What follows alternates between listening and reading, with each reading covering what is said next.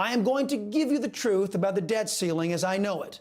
I will let you know why conservatives are angry, why leftists are overjoyed, and why the GOP leadership just rewarded Joe Biden and other bad actors for their sleazy, lazy, and nefarious behavior. Debt Ceiling 101, that's our focus in today's preamble. Let's start with what the debt ceiling is.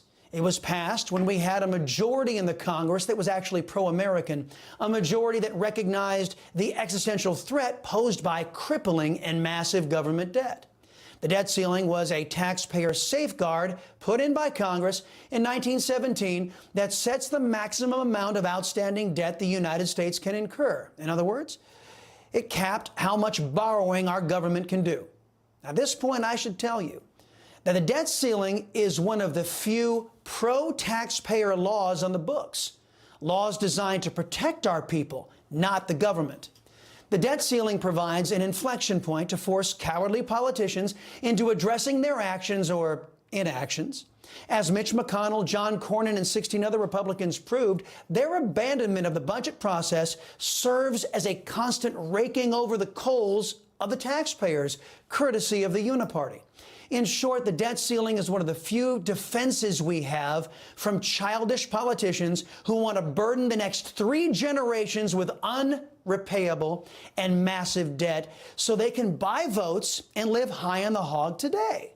They do this in recognition that the authors of this overspending will be long dead when it comes time for our people to pay the price for government's corruption. Our debt is fast approaching $32 trillion, a monument to the cowardly snakes who have heaped this onto our people.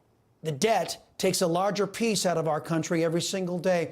With rising interest rates and a never-ending pattern of overspending, soon we will be on the hook to pay $1 trillion every year of interest on the debt alone.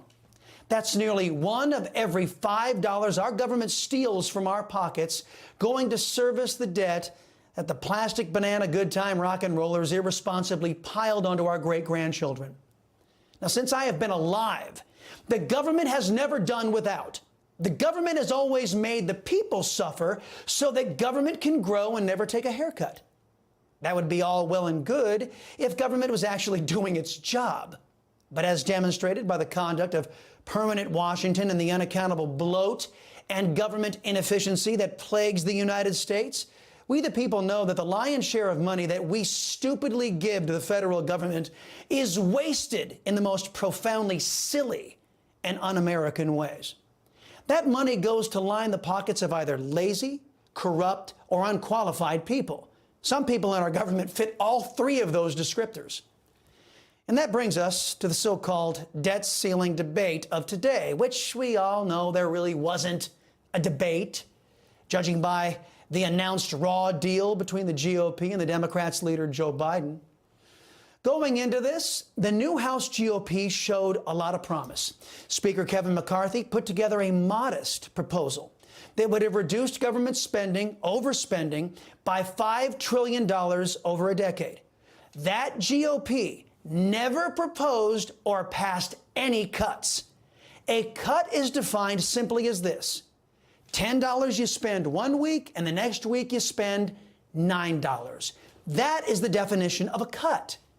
In their proposal, the GOP raised the debt ceiling by $1.5 trillion. That was good for 1 year so that the presidential candidates might debate this real and substantive issue in the campaign.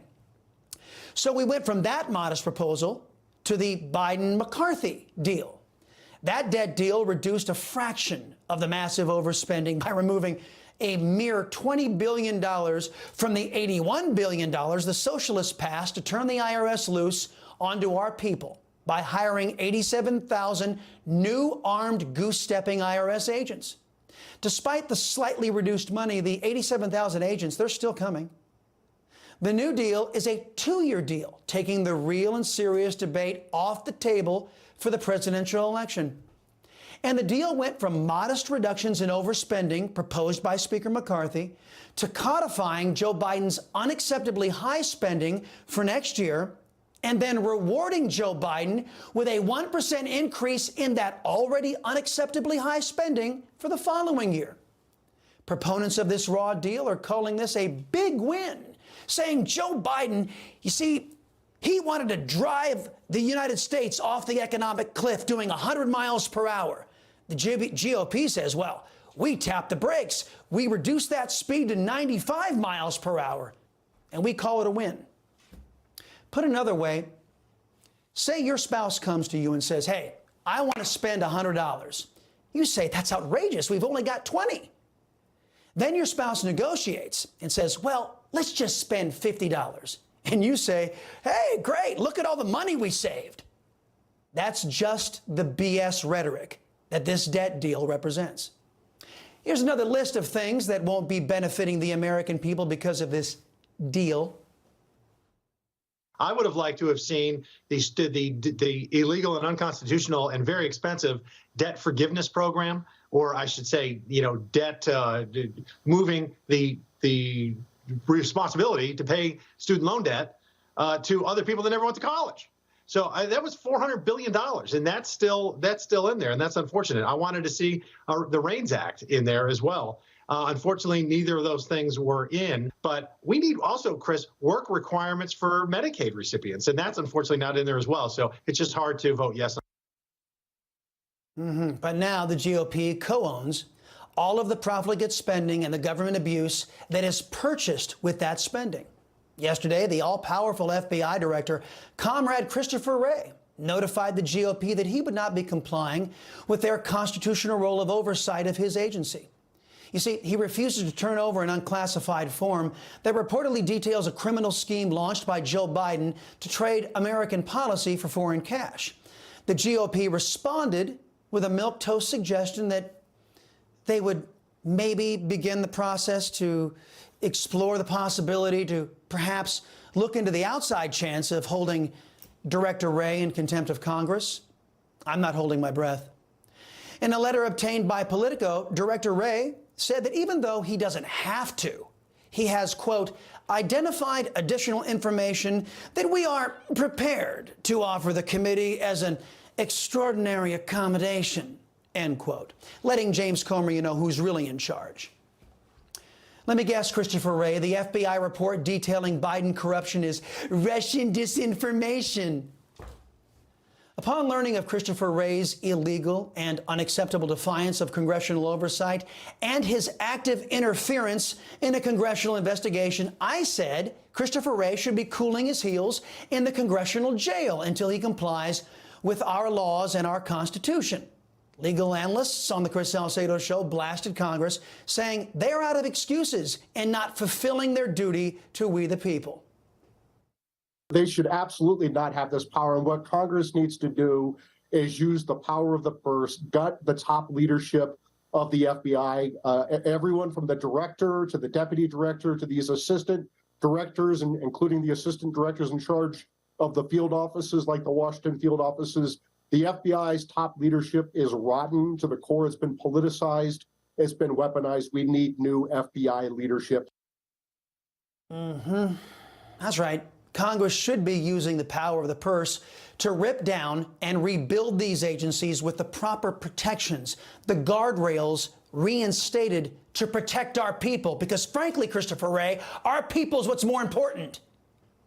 One of the more recent additions to the list of the Salcedo Show axioms reads as follows: they can't hurt us if they don't have our money.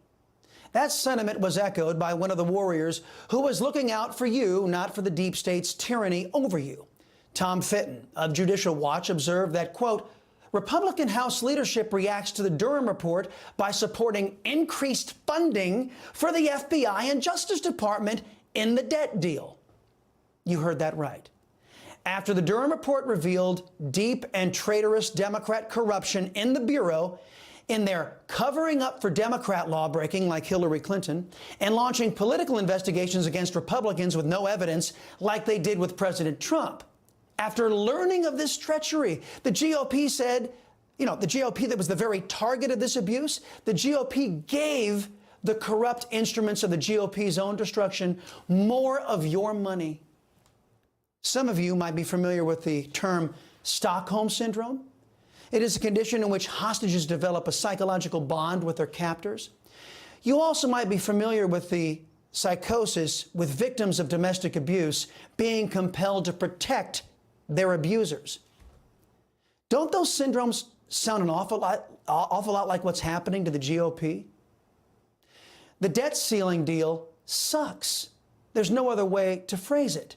According to online sources, Speaker McCarthy is calling for a $100 million commission to examine America's overspending.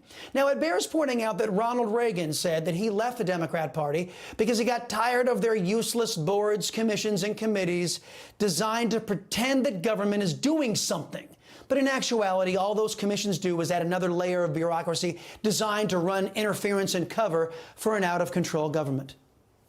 The Republican Party is saying right now isn't the time to fight the Democrats. But they promise they'll fight all of the cancer of the Democrat Party any day now. As you know, they've been promising to defend us since Ronald Reagan left office. And now we're $32 trillion in debt.